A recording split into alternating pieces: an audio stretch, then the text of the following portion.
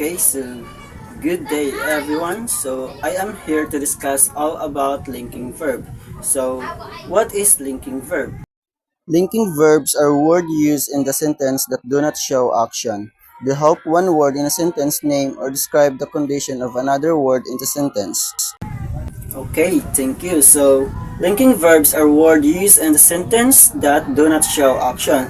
So, those are the linking verbs are those verbs nga or dako siya tabang sa sentences but do not wala siya nagapakitag action, or it also links the predicate object to the noun. So, they help one word in a sentence name or describe the condition of another word in the sentence. So linking verbs are those verbs nga naga-describe siya sa mga sa mga subject or sa ato ang noun sa subject or noun of a sentence. Then linking verbs serve as a connection between a subject and further information about that subject. So just like what I said earlier, so linking verbs are those verbs nga ginagamit siya to link the subject to the other information, which is to describe the subject that we use in a sentence. So the verb be is considered as the most common linking verb. So there are different types of the verb be, or the forms of be. So first is are, was, were, am being, is being, are being, was being, were being, can be, could be, might be, must be, shall be, should be, will be, would be, have been, has been, had been, could have been, may have been, and so on. So there are also others. There are also other linking verbs that we use to create a sentence or to construct a sentence. So first is seem, smell, sound, stay, feel, grow, appear, become, taste, turn, remain, look, and get. So those are examples of other linking verbs that we can use or that we can see in a sentence. Okay, so linking verbs have also four functions, or there are functions of linking verbs. So first is to describe. Linking verbs describe the subject's qualities, properties, or state. So, example, she is happy. So, the word in the sentence, she is happy, the linking verb is s, which is links the happy or the description, which is to expressing emotion. So, happy was the predicate object that described the pronoun or the subject she. The next is linking verb is to identify or identifying. So linking verbs identify the subject's identity or classification. So example, he is a doctor. So the doctor here is the doctor is identifies our pronouns. So then, and the third function of linking verb is locating. So locating, linking verbs indicate the subject's location. So example, the book is on the table. So the word is a linking verb that we use in a sentence. Then it denotes or can and it links the table, which is on the which links the table, which links the book, which is pointed. The book is on the table. So the next is expressing emotion. So the last function of linking verb is expressing emotion. So for example, by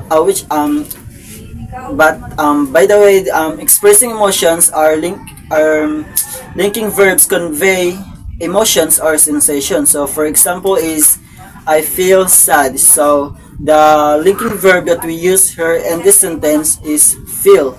The word feel, which is express emotions, na mo na yung ato ang na feel or ang ato ang nabatsyagan sa atong kagalingon. So for example, I feel sad. So I feel sad. So that's what it links the word sad links links our subject, which is I. So next is to identify the verbs in each sentences and label as action verb or linking verb. So first is the frog's kiss made the princess cry all night. So which is the verb that we use in this sentence? Okay, so that's right. So we use here the made word, which is the accusative verb triggering action. So the made, the word made is denotes as our our action verb, which is which refers to producing tears, which makes princess cry all night. So then is next is the vegetable taste delicious. So what verb we use and identify whether it is linking or action verb. Okay, so the vegetable taste delicious. So we use taste as our linking verb, which describe the flavor of our subject or of our noun, which is vegetable. So next is I taste the mouth-watering chocolate. So the word taste we use this as our linking verbs. So which links the what I mean is we use here as the word taste as an action verb, which is expressing action. So gitilawan nato ang kitong tsokolate nga makapanglaway. So the next is the soldiers willingly help the fire victims. So the word helped express action. So anhin nato siya ma-identify nga nag-express gid siya action, which is na napakita siya inang assistance which the soldiers expressed assistance of the fire victims. Then the fifth one is the milk tastes awful. So same siya sa number 2, which is describes the flavor or the smell of it links the flavor of the milk, which is awful. So someone tastes the milk, then that person identify its flavor as awful. Then next is the tourists postponed their tour to the Philippines. So the word postponed represents as action word or express the action verb, which is refers to delaying. Ga-express siya, what I mean is ang postponed nga word is naga-describe siya naga-show siya as an action verb kay naga-formulate siya into or something na-delay ang tour sa Pilipinas. Okay, so what are the difference between action verb and linking verb? What is linking verbs? Linking verbs connects the subject to additional information. Don't express action, often followed by adjectives or noun phrases. And what is action verbs? Action verbs express physical or mental action, don't connect the subject to additional information, and often followed by direct objects or prepositional phrases. Okay, so to identify the difference between action verb and the linking verb, we should be aware of, or we should comprehend the sentence that we read or we identify. To identify the difference between the action verb and the linking verb, we should be we should be aware on how to comprehend the sentence. So